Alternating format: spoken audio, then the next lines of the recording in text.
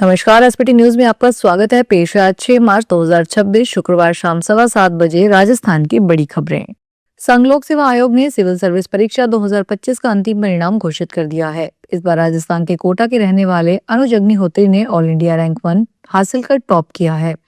दूसरे स्थान पर राजेश्वरी सुवे एम और तीसरे स्थान पर आकांश डुल है।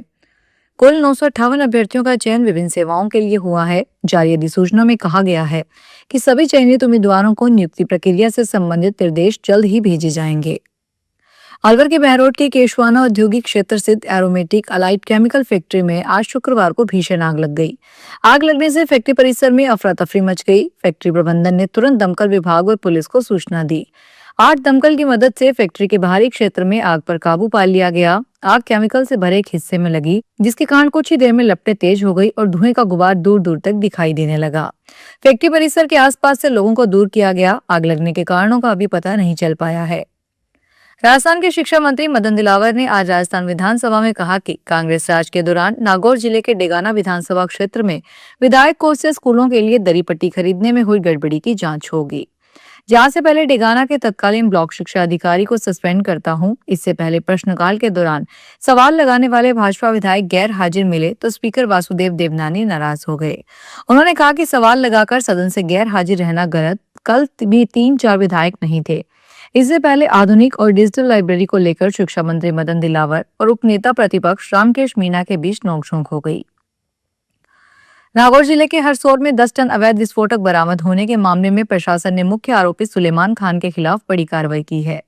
आज शुक्रवार को पुलिस और प्रशासन की मौजूदगी में उसने अवैध फार्म हाउस को बुलडोजर से ध्वस्त किया गया। जांच में सामने आया कि सुलेमान खान ने करीब 45 बीघा सरकारी गोचर जमीन पर अवैध कब्जा कर फार्म हाउस बना रखा था।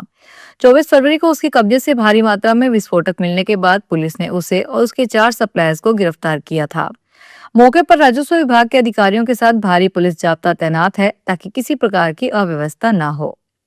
प्रधानमंत्री नरेंद्र मोदी ने शुक्रवार को कहा कि उनकी सरकार ने किसानों का जोखिम कम करने और उनकी आय बढ़ाने के लिए जो पहल किए हैं, उनके परिणाम दिख रहे हैं।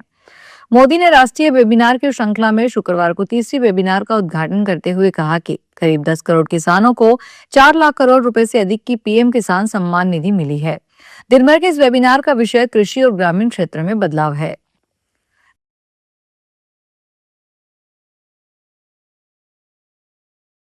राजस्थान के शिक्षा विभाग ने आगामी शैक्षणिक सत्र 2026-27 के लिए अपनी कमर कस ली है, लेकिन विभाग के एक नए प्रस्ताव ने शिक्षकों और छात्रों के बीच खलबली मचा दी है। विभाग द्वारा तैयार किए गए नए शिविरा पंचांग के अनुसार इस बार गर्मियों की छुट्टियों में भारी कटौती करने की योजना बनाई गई है।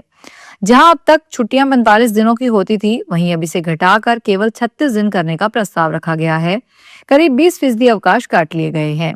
शिक्षा विभाग ने इस कदम का शिक्षक संगठनों ने कड़ा विरोध शुरू कर दिया है। शिक्षक नेताओं का कहना है कि छुट्टियों में कटौती करना नियमों के विरुद्ध है।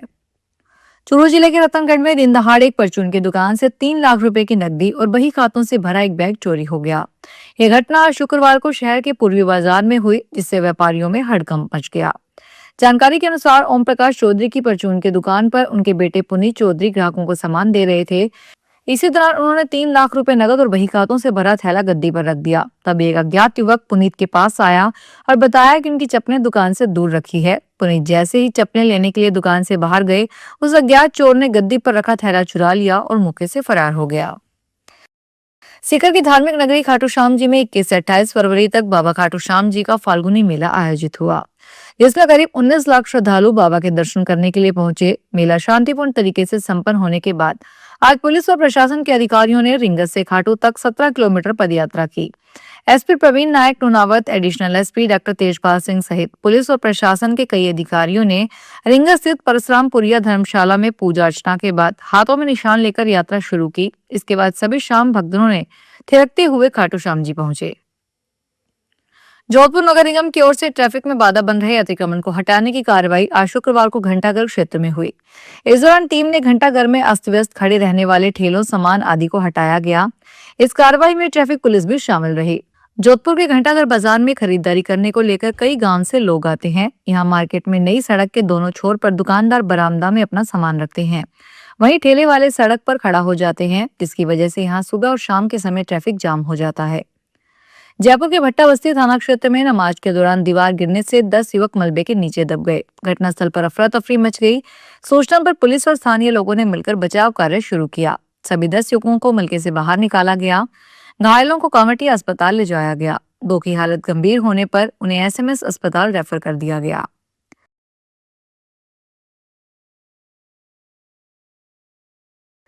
दिल्ली विधानसभा ने आम आदमी पार्टी के राष्ट्रीय संयोजक और पूर्व मुख्यमंत्री अरविंद केजरीवाल की विशेषाधिकार समिति की जनसुनवाई को लाइव स्ट्रीम करने की अपील को खारिज कर दिया, जहां उन्हें फांसी घर मामले में शुक्रवार को तलब किया गया।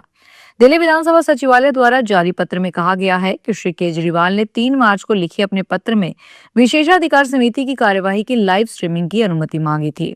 इस पर समिति की ओर से जवाब दिया गया है कि नियमों के अनुसार समिति की बैठकों का सीधा प्रसारण संभव नहीं है।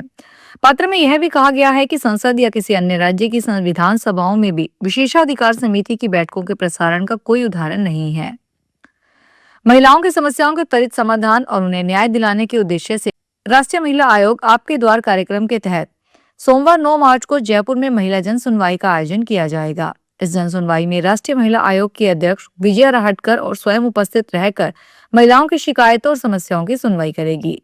कार्यक्रम के दौरान महिलाओं से संबंधित विभिन्न प्रकार की शिकायतों, पारिवारिक विवाद, घरेलू हिंसा, उत्पीड़न, संपत्ति संबंधी विवाद और अन्य सामाजिक मुद्दों से जुड़ी समस्याओं पर सुनवाई कर उनके समाधान के लिए आवश्यक दिशा निर्देश दिए जाएंगे।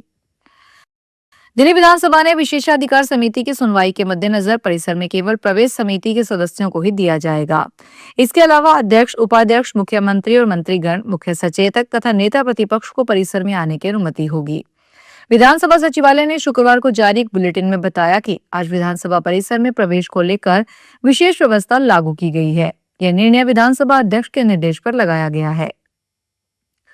खैरथल तिजारा जिले में अंतर्राष्ट्रीय महिला दिवस के अवसर पर आमजन को डिजिटल पुलिस सेवाओं से जोड़ने के उद्देश्य से एक विशेष जागरूकता अभियान चलाया गया। इस अभियान का मुख्य फोकस राजस्थान पुलिस के राजकोप सिटीजन ऐप के प्रचार प्रसार पर था। एसएचओ नंदलाल जांगिड़ के नेतृत्व में पुलिस टीम ने बस, mini bus, auto, e rickshaw, taxi और अन्य परिवहन वाहनों सहित लगभग 130 वाहनों पर राजकोप सिटीजन ऐप डाउनलोड करने के लिए क्यूआर कोड स्टिकर लगाए। मध्यपूर्व में बढ़ते तनाव असर पर क्रिप्टो करेंसी बाजार पर भी दिखाई देने लगा है। बीते कुछ दिनों से बाजार में दबाव बना हुआ है और ज्यादातर बड़ी क्रिप्टो करेंसी गिरावट के साथ कारोबार कर रही है। आज शुक्रवार को वैश्विक क्रिप्टो करेंसी बाजार का कुल मार्केट कैप घटकर लगभग $2.40 ट्रिलियन रह गया। 24 घंटे में करीब 2.46% की गिरावट दर्ज की गई है। इस गिरावट से कुल बाजार मूल्य में करीब $0.06 ट्रिलियन की कमी आई, जिससे निवेशकों को बड़ा नुकसान हुआ। फिलहाल इस बुलेटिन में इतना ही। फिर हाजिर होंगे बड़ी खबरों के साथ।